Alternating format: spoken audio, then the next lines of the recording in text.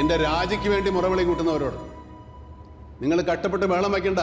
വോട്ടെണ്ണലിൽ ഞാൻ പരാജയപ്പെട്ട ആ നിമിഷം തന്നെ എൻ്റെ രാജിക്കത്ത് ഗവർണറുടെ അടുത്ത് എത്തിക്കഴിഞ്ഞു, പൊളിറ്റിക്കൽ സെക്രട്ടറി മുഖാന്തരം.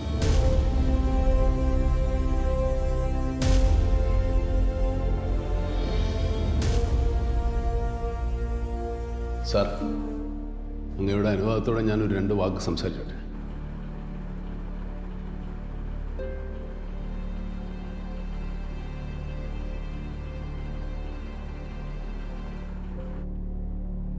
ഞാനിപ്പോൾ നിങ്ങളുടെ മുമ്പിൽ നിൽക്കുന്നത് മുഖ്യമന്ത്രിയായിട്ടല്ല, ഇവിടെ ഒരു മാറ്റം വരാൻ ആഗ്രഹിച്ച ഒരു സാധാരണ ജനപ്രതിനിധിയായിട്ടാണ്.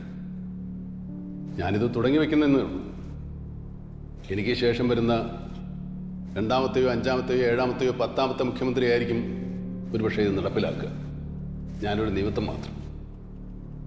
ആ ഒരു വിശ്വാസത്തോടെ ഞാൻ പടിയിറങ്ങുകയാണ്. സന്തോഷത്തോടെ, ആത്മവിശ്വാസത്തോടെ. ഓരോ തോൽവിയും പല മഹാവിജയങ്ങളെക്കാൾ മഹത്തരമാണെന്നുള്ള വിശ്വാസത്തോടെ. ഞാൻ ഇവിടെ നിന്ന് മാത്രമേ പോകുന്നുള്ളൂ, പക്ഷേ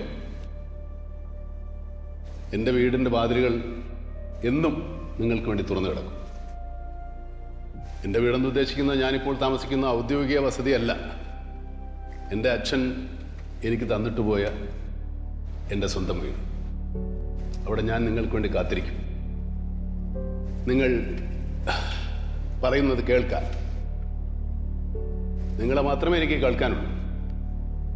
രാഷ്ട്രീയം എന്നെ സംബന്ധിച്ചിടത്തോളം ജനങ്ങളുടെ മേൽ അധികാരവും ആധിപത്യവും സ്ഥാപിക്കാനുള്ള ഒരു ആയുധമല്ല. രാഷ്ട്രീയ പ്രവർത്തനം എന്നെ സംബന്ധിച്ചിടത്തോളം ജനങ്ങളോടൊപ്പം ചേർന്ന് നന്മ പ്രവർത്തിക്കാനുള്ള ഒരു മാർഗം മാത്രമാണ്.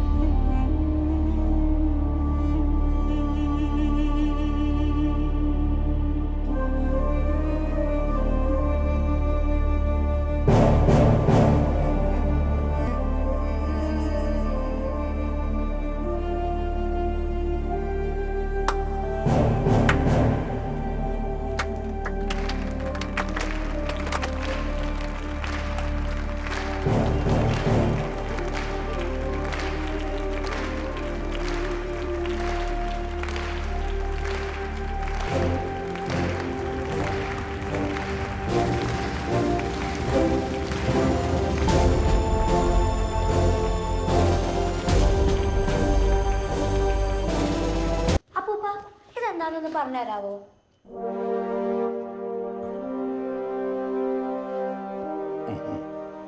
ഇത് നിന്റെ സല്ലുമാവൻ വരുമ്പോൾ ചോദിക്കും, അവന് എന്നേക്കാൾ നന്നായിട്ട് പറഞ്ഞുതരാൻ പറ്റും. ഇതിവിടെ ആദ്യം അവതരിപ്പിച്ചത് അന്നത്തെ മുഖ്യമന്ത്രി ആയിരുന്നു. ആ മുഖ്യമന്ത്രിയുടെ പേരെന്താ? ഇപ്പോഴത്തെ മുഖ്യമന്ത്രിയുടെ പേരെന്താ?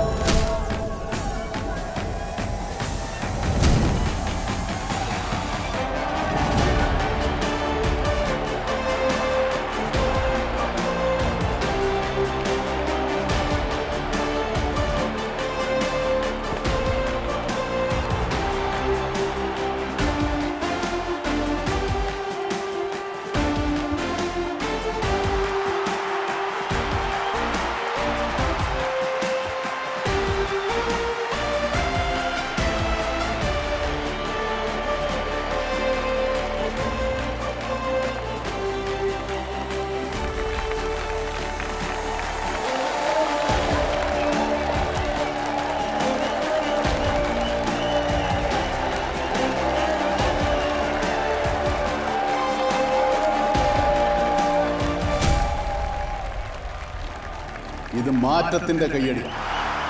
ഇന്ന് നമ്മൾ ചെയ്യുന്നത് നാളെ ലോകം അനുകരിക്കുമെന്നുള്ളതിൻ്റെ വിളംബരം. കറുത്ത മഷി പുരട്ടിയ നിങ്ങളുടെ ചൂണ്ടുവിരലുകളാണ് ഇനി എനിക്ക് വഴികാട്ടാൻ പോകുന്നത്.